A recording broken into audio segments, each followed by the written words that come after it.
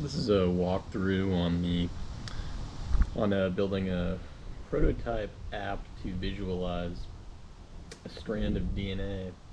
This is just the beginning of what could get kind of a complicated project, but we will just get the base bare bones built in this video, and this will just be for a general strand of DNA.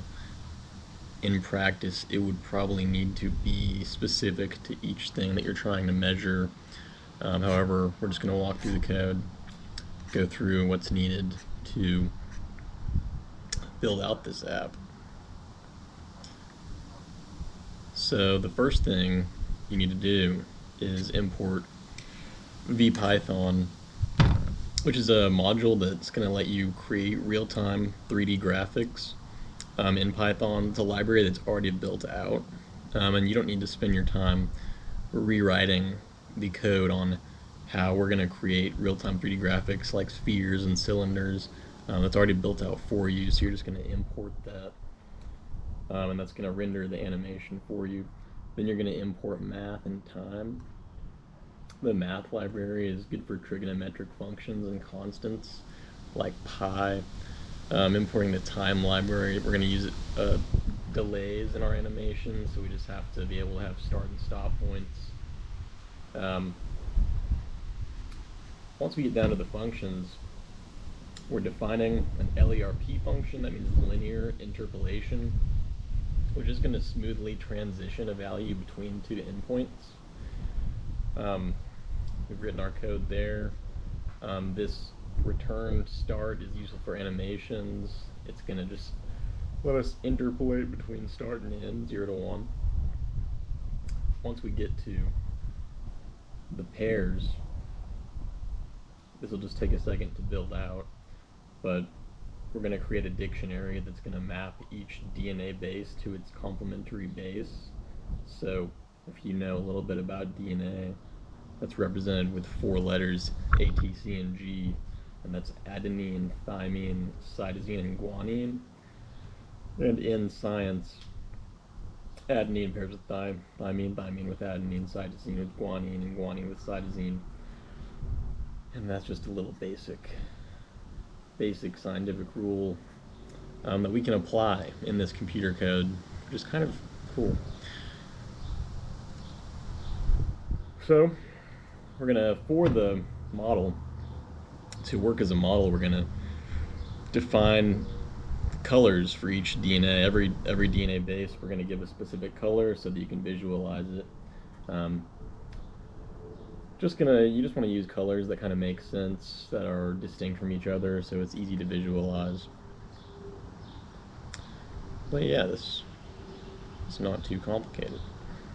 So once we finish building out these colors, we're going to have to ask the user to input a DNA sequence.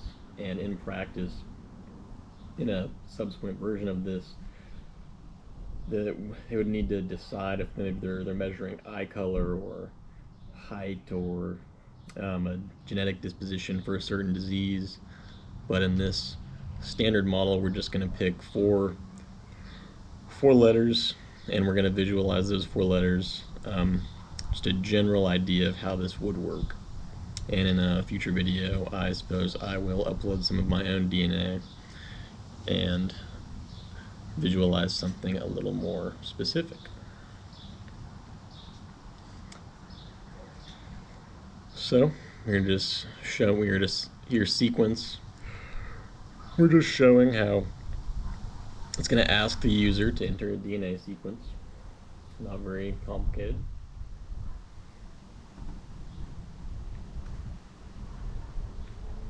We're going to make sure that input is uppercase, just because that's the logic we're using. Here, when we're inputting the second sequence line here, on line 15, we're going to filter out any invalid characters, just to help the user if they're a first time user of a Python application. So bear with me as I type this out here. but I want to type this out line by line manually, which I've pre-recorded myself doing, so that anybody walking along with this video can really learn exactly what each line and each function is doing, which is kind of becoming a lost art these days. So now we're setting up the scene for VPython, and right there, scene background, we're just giving it a white background, color.white. Obvious what that does. That white background is just going to give us a good contrast for the colors that we've picked. And then we just titled it, very simple, Animated DNA Assembly. That's just the title of the 3D rendering. In the window is going to be open probably in your browser automatically when you run the Python app. And we will show how the code runs as well. So now we are building the model here. We're going to need geometry parameters for the model. We need it to have a good shape, and the animation has to work for us so it stays on the screen and isn't awkward. So radius 1.2. That's the radius is the distance from center to base. Controls the width of the helix. Then we've got the angle per base. It's the rotation between these base pairs. Pi divided by 6 will be 30 degrees per pair. Then we're going to do the pitch. That's just the distance the helix rises per each base pair. Strand radius of each base sphere in the helix. Bond radius is the radius of the bond, which will be the cylinder between the base pairs, and build speed is obviously how fast we want this model to come together, which is why we had to import time at the very beginning. Then we're working on the animation, and we're going to iterate over each base in the cleaned DNA sequence. So walking through that code, for I base and enumerate sequence, comp equal pairing base. That's going to look up the complementary base using the dictionary that we defined earlier in this walkthrough. I'm hoping I'm about to go back and fix this base error I made. Okay, yep, I have fixed it.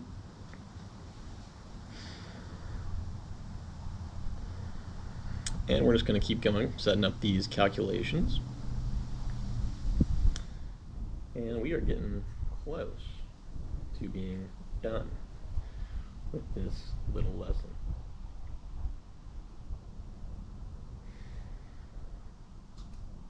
Okay, so walking through these calculations, we've got our angle being defined by I times the angle per base. We're going to define Z. So that first line is the total rotation for the base pair that we've selected. And then we're just defining the vertical Z positions, and we're going to scale that to match the spacing that we've already used. So it takes a little bit of math knowledge. This stuff really looks more complicated than it is. And you can really just walk through this and repurpose this code if you are in a pinch. Yeah, this is really just a good learning thing. So this code I'm writing right now, defining x1, y1, x2, y2, that might remind you of just your basic college algebra class, visualizing code on a coordinate plane. All these two lines are doing is defining the base 1 position and the base 2 position on the opposite side. Next, we're going to create spheres for the base pair that are going to start off screen but come together for animation.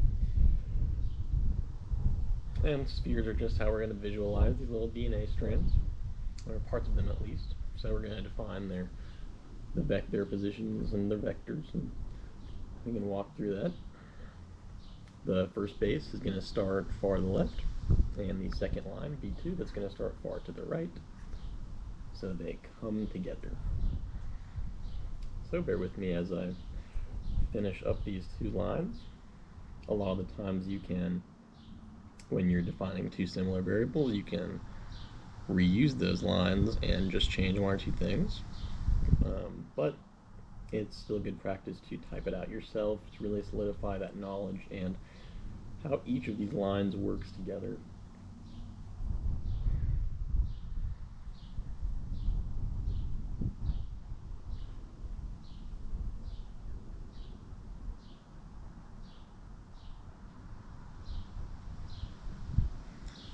But yeah, so we're finishing up this second line.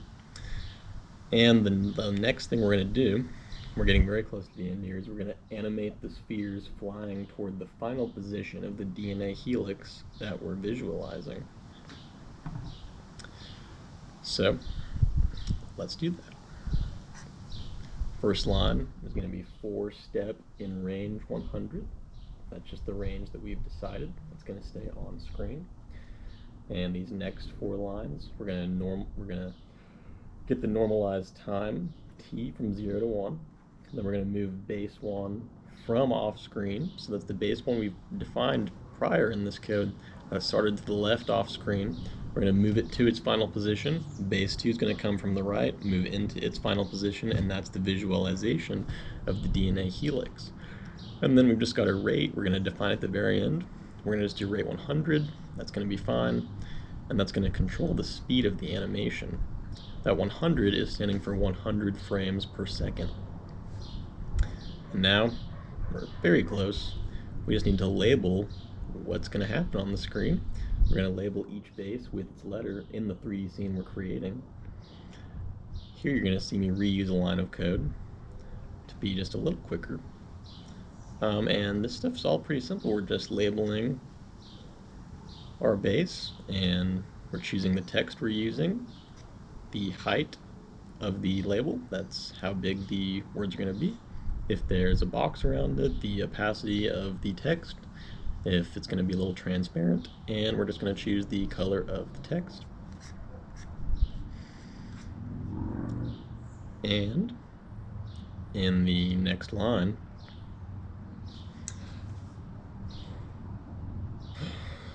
well, first we will just repaste this line and reuse it, and then we'll move on to the next part of the code.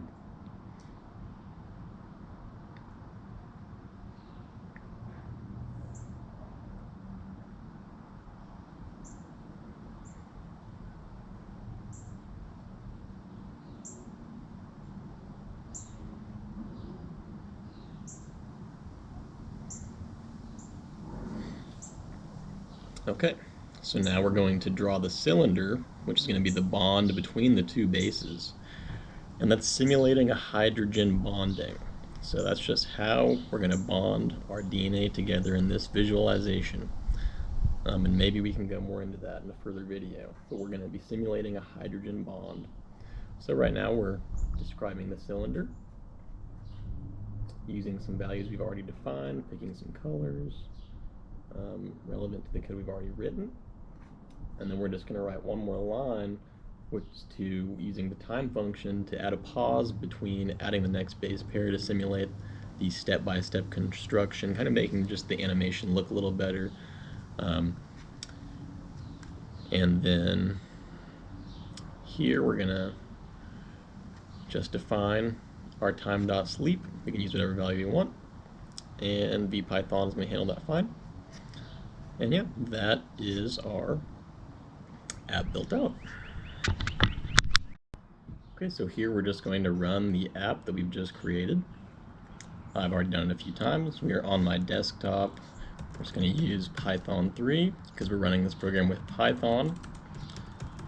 We've got our program called Genome.py. We're running it. It's asking us for the DNA value, the DNA sequence value that we've prepped it to ask the user for.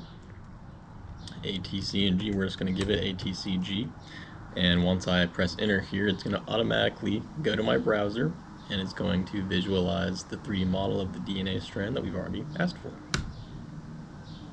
And we can watch it happening right here. And that is just the beginning. That is, I think that is super cool.